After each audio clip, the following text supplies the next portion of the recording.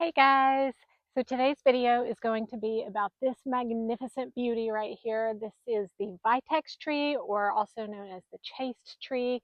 This particular variety is actually the Delta Blues by First Editions, and it is my favorite thing in the garden right now. Especially with these gladiolas in front of it. Oh my word, what a combination. It's massive, it's beautiful. This is its third year. It is so big and has such a beautiful presence. The light blue spikes on this are just gorgeous. It's actually not even in full bloom right now. It started budding up for me probably mid to end of June and was in full bloom just about a week ago. But something really cool about this tree is that it's supposed to produce little small red berries after it blooms. Although I should be able to shear this back when it is done blooming and get a little bit more of a bloom before the season's out. But then after that, I'm going to leave those blooms so I can get those berries this fall, and that would be so gorgeous. So this tree I planted, like I said, I planted it 3 years ago. It has been through it. It's one of the first things I put in my garden, and it got flooded out really bad early on. It survived that, which is wonderful. The tag says it does want well drained soil. I have heavy, heavy clay in this spot. I'm in Tennessee. This plant right here is definitely a survivor, and it has been like virtually no maintenance. Cutting it back is more for size maintenance purposes. You can actually trim this back on the bottom and create like a tree form. It's a shrub, but it can be created into a tree form. I might do that in the future, but my gardens are so new. I kind of like that it's taking up a lot of the ground area, because I don't have to necessarily find plants to underplant it with. But as I lose space and find new plants, I might do that so I can underplant it a little bit more than I've done already. But look at how gorgeous these blooms are. And again, it's already fading some, so this isn't like the freshest of the freshest blooms, but it is gorgeous. It's a pollinator's dream. There's so many pollinators all over this tree. I find bees and these other little tiny insects. I don't even know what they all are. Butterflies. I mean, there's just so much. Look at the bees sleeping. That one's up and going after it.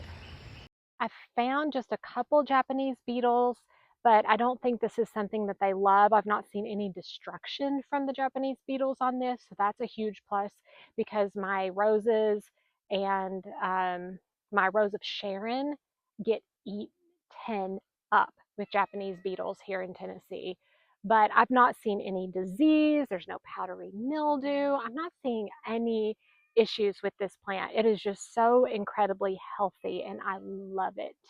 I highly, highly, highly recommend this, especially as a new gardener. If you have the space for something like this, it gets 10 to 12 foot tall, 10 to 12 foot wide.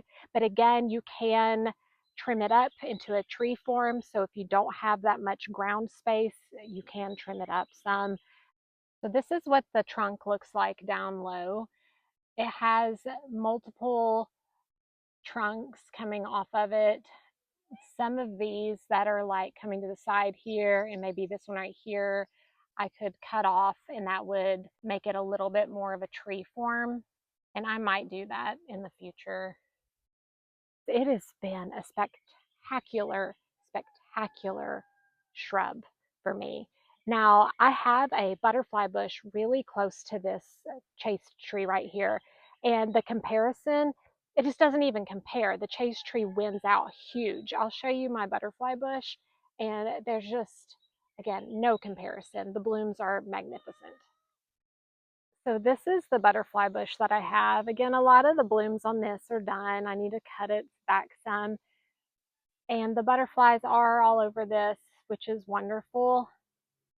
This right here, my friends, is gorgeous. So if you are trying to make a choice between a butterfly bush or a chaste tree, also known as a vitex, highly recommend going with the chaste tree over the butterfly bush any day of the week. So easy and so beautiful. See, there's a little bee right now. But here they are again, more size by size comparison. You can see them both in the same shot. The butterfly bush is on the left, the chaste tree is on the right, and the blooms of the chaste tree are just so much more visible, and the structure is so pretty. The trunk size is more substantial. Now you can see right here on the chaste tree where I have new growth coming in. So you know it is just loving life and doing super well right here where it is.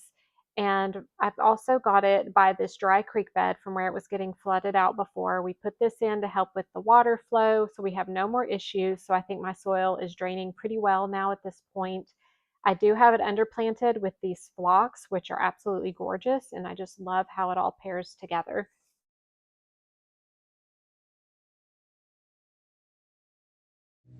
All right, guys, so that about sums it up on the chaste tree.